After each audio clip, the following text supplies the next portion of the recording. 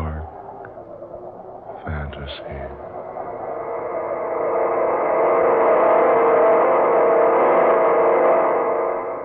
I am the skipper of the Sea Phantom.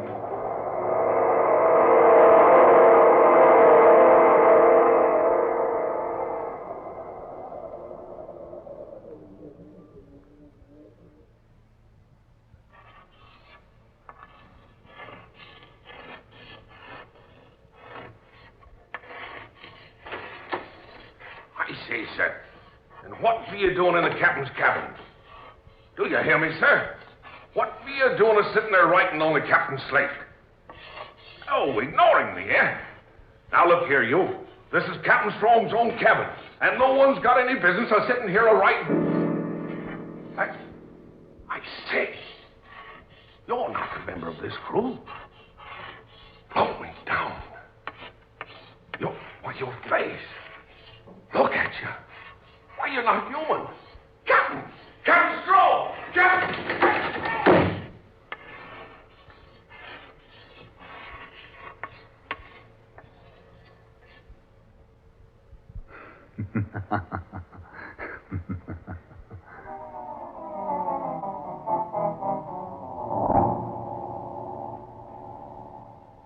Captain Strong! I say, Captain Strong! Captain Strong, sir! Yes, Isaac. What is it, man?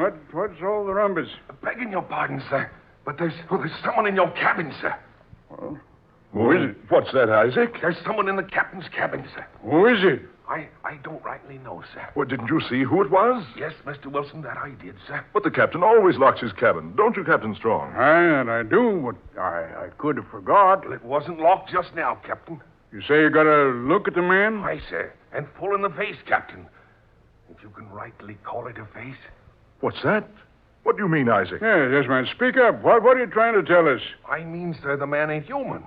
He's nothing but a skeleton. What? Nonsense, Isaac. Oh, no, sir, and that is not. I seen him, sir.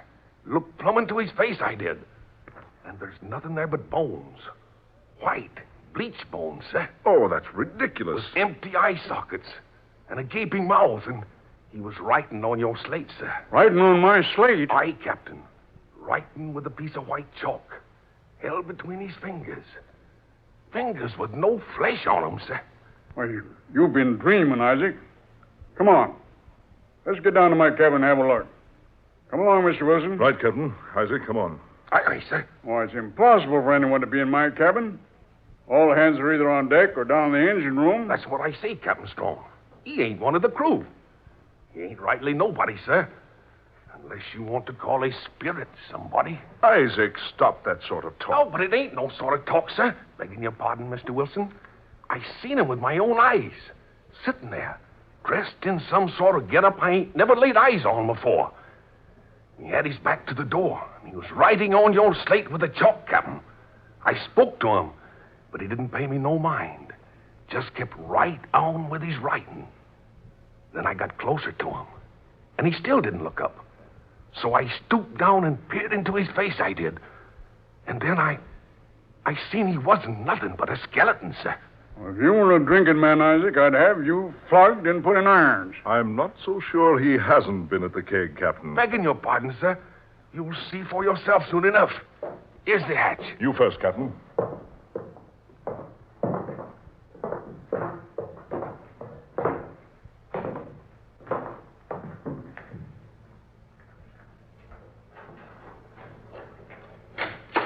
Just as I thought. Nobody here. Ah, cabin's empty. But I locked this door, Captain, so whoever it was couldn't get out. Well, you must have done that all right. I certainly unlocked it just now. You can see for yourself, Isaac, there's no one in here. No, nobody. And no way out except through that door. I say, Captain, have a look. Yes, Mr. Wilson, what is it? Your slate. There is writing on it. Eh? What's that? Well, here, let me see. Here. There, Captain Strong. You see, sir? That's not your writing, is it? No. No, it isn't my writing. Then one of the men must have been in here and wrote that. No, I don't think so. Because this writing is a style and a type that was used more than 200 years ago. What? Well, let's see. I say. That is strange writing. It's English, all right. Such a peculiar spelling and phrasing. Blimey, I can't read it at all. Isaac, Aye, Captain. now seeing this, I can't help but believe that you saw somebody sitting here in my cabin writing on my slate. But I won't be convinced that it was a skeleton. But I tell you, sir, It was your imagination, Isaac. Oh, no, sir, it wasn't no imagination. I said it was your imagination. You understand? Aye, sir.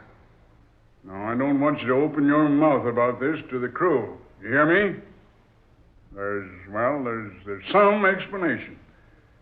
I'm not going to have you stirring up the crew with this. They're all superstitious enough without that. Aye, sir. Those are orders, Isaac. I'll have you in irons if you breathe a word of this to the men. Aye, sir. That's all, Isaac. Aye, sir. Well, Captain Strong? What do you make of it, Wilson? Most extraordinary. I'm positive Isaac did see someone in this cabin. But surely not a fleshless creature. I don't know. Isaac is a sober, steady sort of person. But confounded man. He hasn't much imagination. Well, who ever heard of a skeleton aboard a ship, much less one that could write on a slate? Stranger things than that have happened at sea. You know that. Yeah, that I do. But I can't convince myself that what Isaac saw was really some fleshless creature without a brain or heart or eyes. Can you make out the writing on the slate? Yeah, I think so. Says, it is not correct, the information you have about the sea phantom. Change your course 6 degrees north, northeast, to location 26 degrees, 7 minutes longitude, 18 degrees, 9 minutes latitude. Jonathan Strange. Jonathan Strange? No, it can't be. He was the famous captain of the Spanish galleon, the Sea Phantom. The one we're hoping to locate. Yeah, he was. Jonathan Strange. Dead for 224 years. Lost in a gale in 1718. Yes. But not in the position this message on the slate directs us to. No, indeed. The Sea Phantom was supposed to have foundered at 20 degrees longitude. The message says 26 degrees and 7 minutes. Yes. Could this be a trick? A trick, Captain? Someone else who's heard of the immense treasure that went down with the Sea Phantom. Someone who's trying to steer us off our course. Get to the treasure themselves. I doubt that. What do you say you doubt it, Mr. Wilson? Well, sir, we've kept the entire expedition completely secret. Not even the crew know what we're up to. We've tried to keep the entire expedition a secret. I'm positive I haven't mentioned to anyone. Nor have I, Captain Strong. When I stumbled upon the information about the Sea Phantom, I knew there was an excellent opportunity to recover almost $1 million worth of gold. And naturally, I needed a boat. You were the first one I thought of. Neither of us would have had a reason for disclosing our knowledge about the treasure. That's just it. That's why I'm so inclined to believe Isaac was telling us the truth. About the thing without flesh, writing this message? Precisely. That's unbelievable. Even so, Captain, you must admit that a man who's been dead more than 200 years certainly wouldn't be much more than a skeleton. Isn't that right? You mean... good heavens. You mean this message was actually written by Jonathan Strange himself? I mean exactly that. I wonder. What about it, Captain? Do we change the course? I don't know. What's your advice? Normally, I'm not superstitious. But, well, what can we do? I've never believed in ghosts or spirits up to now. But that message on that slate certainly is convincing. Then you're in favor of following the instructions. Well, Mr. Wilson? Yes. Let's change the course and go to the spot the message mentions. If you're willing to take a chance, I certainly am.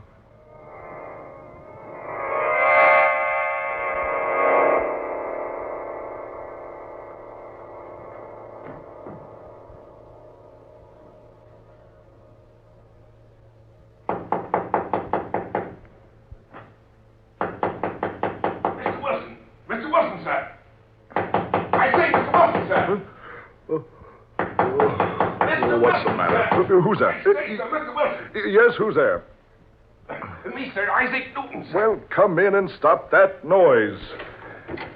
Now, what in thunder's gotten into you, waking me up in the middle of the night? What time is it anyway? 8 bells, sir. Midnight. Midnight.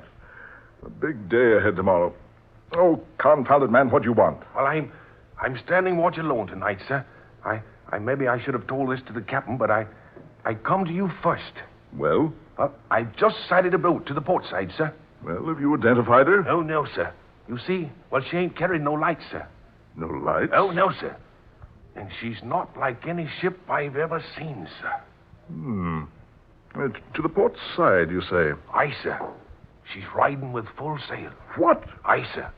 She looks to me like one of those old-time boats you see in pictures. Hand me my boots there, Isaac. I'll come up on deck and have a look.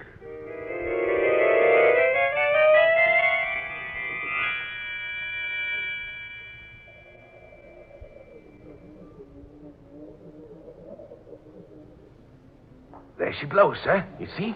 Not a sign of life aboard her, sir. And the moon's full tonight. Look, man. Look. What, Mr. Wilson? That name on the bow. I can't see that far, sir. My eyes That are... name. The Sea Phantom. Sea Phantom, sir? Yes. No wonder she's carrying no lights. No wonder there's no one aboard. What do you mean, sir? Isaac, if you've never seen a ghost ship, take a look at that boat out there. Ghost ship? Yes. The Sea Phantom went down in these waters more than 200 years ago. Blow me down, sir. Are you having a joke with me, Mr. Wilson? No. No, this is no joke. That's a ghost ship, right enough. You watch. She'll be gone in a minute or two. Begging your pardon, sir. But that boat's real. Ghost ships always look real, Isaac. But look you, sir. She's close enough to see. She's within throwing distance, I do believe. Here. This belaying pin here, Mr. Wilson. I'll try to throw it aboard the Sea Phantom. Good. You watch. That pin will just go through thin air. We'll see, sir. Well, here goes. Ah. There, sir. You hear that? She is real. But that boat's so old, she should have fallen apart years ago. And besides that, she's supposed to be at the bottom of the Atlantic. She looks old enough, all right, sir. But I don't understand what you mean about her supposed to be... Isaac. Aye, sir. Lower a boat. A boat, sir? Yes, confounded a boat. Lower one at once. Are we going aboard the Sea Phantom, Mr. Wilson? I am, yes. Now lower a boat to the port side and double quick about it.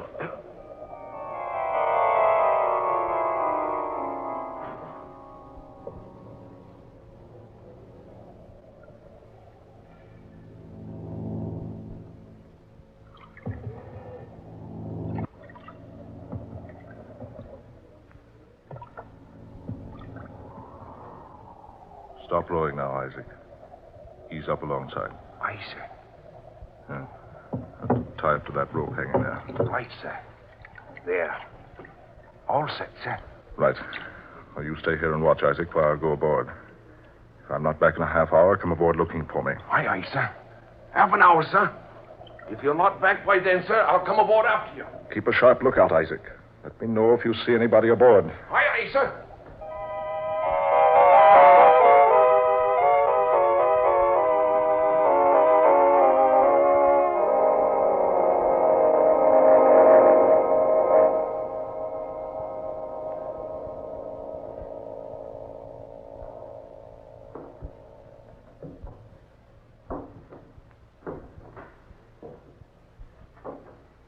quiet aboard.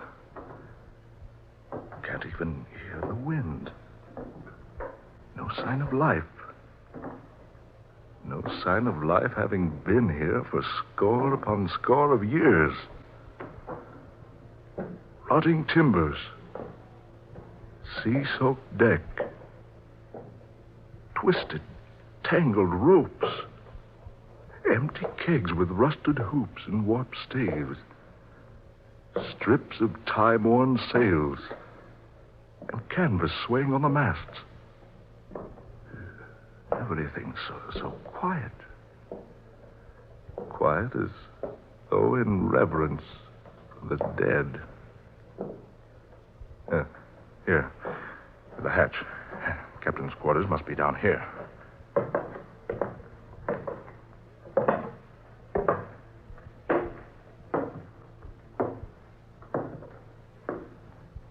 Yes. There. This must have been his hangout. Let's have a look. A light burning in here. Hey, say, what's that? Oh. Bones. An entire human skeleton slumped here in the corner of the cabin. As though a man had propped himself up there and died. Exactly, my friend. Who's that? Did someone speak? Certainly me. But where are you? Over here. But I don't see you. There's no one in this room but myself. Yourself and that gentleman slumped there in the corner. Who are you? My name is Jonathan Strange. Jonathan Strange? Why, you're the skipper of the Sea Phantom. That I am.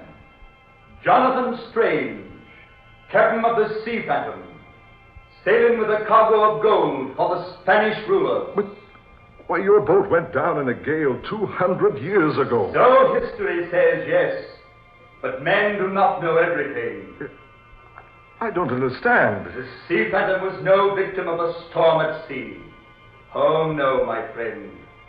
She was the victim of a cruel and vicious man. I still don't understand. Look here. You see the rusted iron ring there on the floor by your feet? Yes. Take hold of it and pull. The trap door to my cabin. That's it. It may be difficult. Use your strength on it. A little more force now. Now, that's it. That's fine.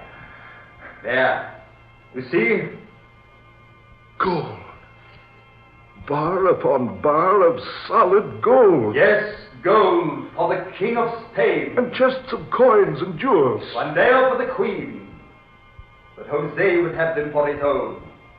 He intends to mutiny the crew and steal the treasures that have been entrusted to us. Who's this Jose? Jose Menel, a wicked and cold-hearted fiend. Even now, the crew is waiting for me to leave this cabin. They know they'll never enter here while life is in my body. But surely there's some escape. No, none. They think I remain here to starve to death. They're fools. They do not know that they're about to perish, like the rats they are. What do you mean? Don't you smell the smoke? Listen. You can hear the flames. Yes. Yes, I do. And they cannot escape in the boats, because I foresaw this mutiny and put the lifeboats out of commission. But can't you escape? No, of course not. For you to escape, you must make haste, my friend. How? The same way you entered here, of course. Hurry now, my friend, and take this with you. What is it? What are you giving me? You'll see. Hurry now. There's no time to waste. Soon the ship will be one mass of roaring flames, and none of us will be left alive. Can't I take you with me? Can't you make yourself apparent so I can see you and take you along? No, it doesn't matter. But let me warn you. With my life, I protected the treasures of the king and queen. Throughout all eternity, I'll guard those treasures. It will not be wise for any man to attempt to obtain them for his own. Yes, Jonathan Strange. I believe I understand exactly what you mean. That's why you brought me here to show me. Exactly. I must hurry.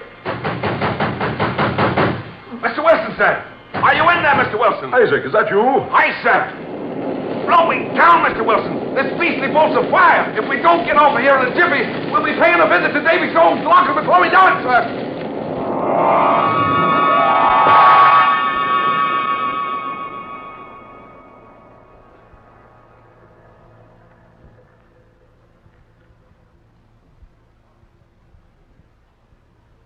And so, Captain Strong, that's exactly what happened. And I repeat, it was no nightmare. Isaac here can vouch for that. It's the very truth, Captain Strong. Word for word. So help me heaven. And that was fair warning. And whoever attempts to get the treasures of the Sea Phantom is doomed. Aye, sir. Just as those mutineers were doomed 200 years ago, sir. It's odd. Very odd. I'm amazed you or the others of the crew weren't awakened by the sound of the fire. No? None of us heard a sound. The men don't even know about it now. I wouldn't have known about it myself if you two hadn't told me your story. If I hadn't seen those bits of charred wood floating on the surface this morning. It was a huge treasure, Captain. I saw it in its hiding place, beneath the skipper's cabin. And you got none of it? Not a single bit. Oh, wait, I almost forgot. Just before I left the boat, this thing was handed to me. Handed to you? But I thought you said there was nothing in that cabin but a pile of bones. Yes. Yes, that is right. But this seemed to come, well, almost out of nowhere. And it was placed very firmly in my hands. He sure enough had it in his hands when I broke into the cabin, sir. Let's have a look. Why, this was the ship's log. The log? Yes. The complete log of the Sea Phantom's voyage. From the date of sailing, right on up through the mutiny. Look. This writing. It's the same hand.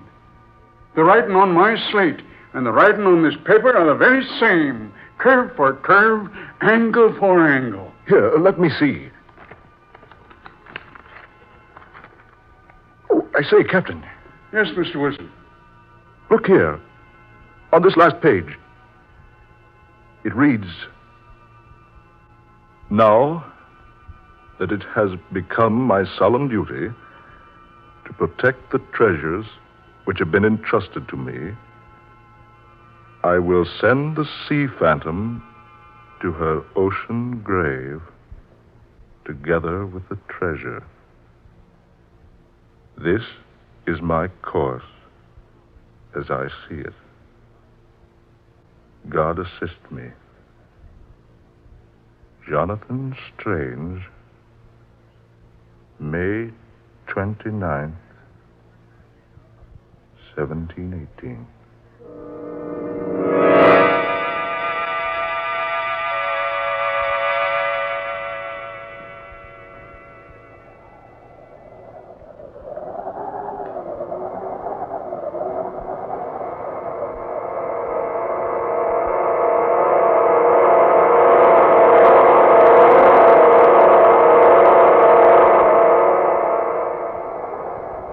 Dark fantasy.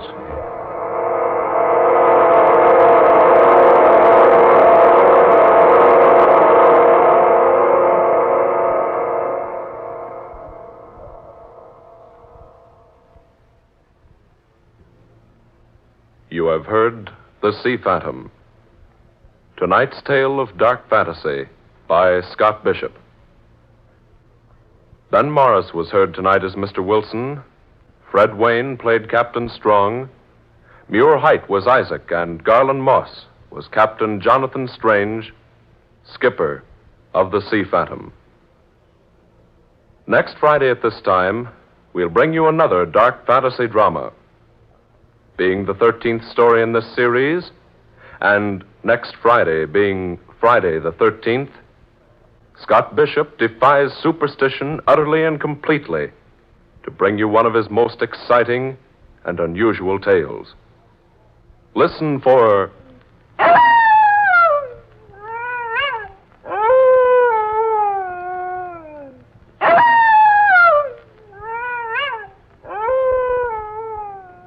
W is for werewolf. A weird adventure laid upon a sunny tropical island where all seems peaceful and serene, but where a grim and vicious destiny festers slowly into breathtaking, unbelievable reality. Dark Fantasy originates each Friday night in the WKY studios, Oklahoma City. Tom Paxton speaking. This is the National Broadcasting Company.